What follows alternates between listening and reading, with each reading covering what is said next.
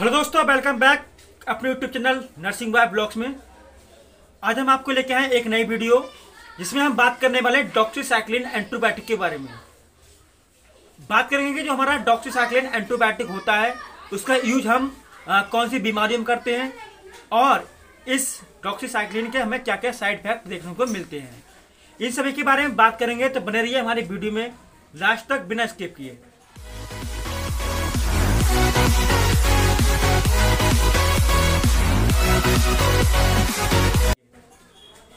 सबसे पहले हम बात करते हैं जो हमारा डॉक्सीसाइक्लिन एंटीबायोटिक होता है।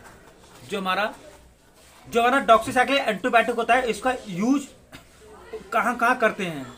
तो डॉक्सीसाइक्लिन का यूज हम हमारे जो मुहासे हो जाते हैं, जो हमारे मूत्र में इन्फेक्शन हो जाता है, जो हमारे यूरिन में इन्फेक्शन हो जाता है, जिसको हम यूटीआई भी बोल सकते हैं, यूरिनरी ट्रैक्ट इन्फेक्शन, इनमें कभी भी इन्फेक्शन हो जाता है तो उनको इन्फेक्शन से लड़ने के लिए ही एंटीबायोटिक डॉक्सीसाइक्लिन का यूज किया जाता है।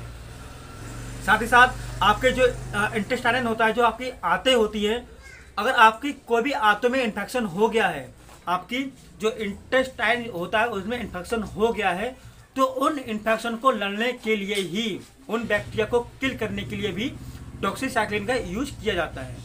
साथ ही साथ बहुत से ऐसे पेशेंट होते हैं जिनको सांस लेने में दिक्कत होती है, उनके रेस्पिरेटरी डिसऑर्डर दिक्कत होती है, उनको सांस फूलना, निमोनिया और बहुत सी दिक्कतें होती हैं, उनसे दूर करने के लिए भी डॉक्सीसाइक्लिन एंटीबायोटिक का यूज किया जाता है। आपने देखा होगा कि जो अस्थमा के पेशेंट होते हैं, उनको लगातार सांस वगैरह फूलती रहती है, तो उसमें डॉक्सीसाइक्लिन का यूज, एंटीबायोटिक का यूज किया जाता है।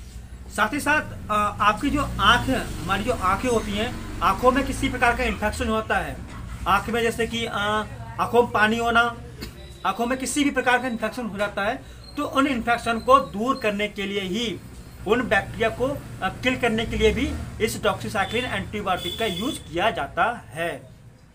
साथ ही साथ हमारे बॉडी में बहुत से ऐसे पेशेंट होते हैं जिनको लगातार स्किन से संबंधित बीमारी रहती है, जैसे कि खुजली होना या फिर और भी दिक्कतें रहती हैं, तो उन सभी दिक्कतों को दूर करने के लिए भी डॉक्सीसाइक्लिन एंटीबायोटिक का यूज किया जाता है। आपने जब कभी भी देखा होगा कि जब किसी पेशेंट को लंबे समय तक फीवर रहता है, तो उन फीवर को कम करने के लिए भी, उन मलेरिया से लड़ने के लिए भी, मलेरिया, डेंगू और भी जो पेशेंट बुखार वगैरह रहता है, उन बुखार को किल करने के लिए, उन बुखार के बैक्टीरिया को किल करने के लिए भी डॉक्सीसाइक्लिन एंटीबायोटिक का यूज किया जाता है। मलेरिया एक ऐसा फीवर होता है जिसमें लगातार पेशेंट का बुखार कम होने का नाम ही लेता, तो उसमें डॉक्सीसाइक्लिन एक बहुत ही अच्छा एंटीबायोटिक माना जाता है और मलेरिया को फीवर के कम करने के लिए। साथ ही साथ आपके बॉडी में किसी भी प्रकार का जो और भी दिक्कतें होती हैं, उनमें डॉक्सीसाइक्लिन एक बहुत ही अच्छा एंटीबायोटिक माना जाता है, बहुत ही अच्छा एंटीबायोटिक यहाँ पे रोल माना जाता है। अब बात करते हैं कि डॉक्सीसाइक्लिन एंटीबायोटिक होता है, इसका हमें साइड इफेक्ट क्या क्या देखने को मिलते हैं, क्या क्या इसके हमें साइड इफेक्ट देखने को मिल सकते हैं। तो डॉक्सीसाइक्लिन लेने के बाद किसी पेशेंट को उल्टी हो सकती है, उनको बेचैनी हो सकती है, उनको साथ ही साथ बॉडी पे पूरे रैशेस वगैरह हो सकते हैं, उनमें खुजली वगैरह हो सकती है, उनको बॉडी पे चिकत्ते बन सकते हैं। अगर ऐसी कोई समस्या आपको देखने को मिलती है तो आप डॉक्सीसाइक्लिन एंटीबायोटिक का यूज लेना बंद कर दें। साथ ही साथ आपको इस डॉक्सीसाइक्लिन से संबंधित कोई दिक्कत सामने को देखने को मिलती है तो आप अपने नज़दीकी डॉक्टर से एक बार सलाह जरूर ले लें कि हम ये डॉक्सीसाइक्लिन एंटीबायोटिक यूज में ले या ना लें, इसकी हमें डोज क्या लेनी चाहिए, इसकी डोज में क्या लेनी नहीं चाहिए, क्योंकि इस डॉक्सीसाइक्लिन एंटीबायोटिक की डोज अलग अलग एज में अलग अलग होती है।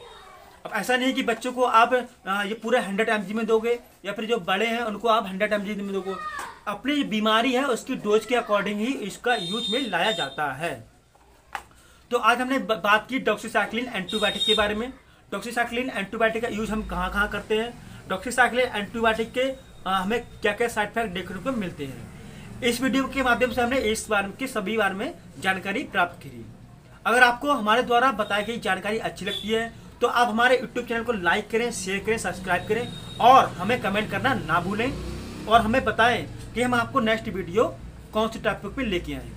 तो मिलते हैं एक नेक्स्ट वीडियो में, तब तक के लिए धन्यवाद। Thanks for watching this video. Please like share subscribe करना ना भूलें। Thank you.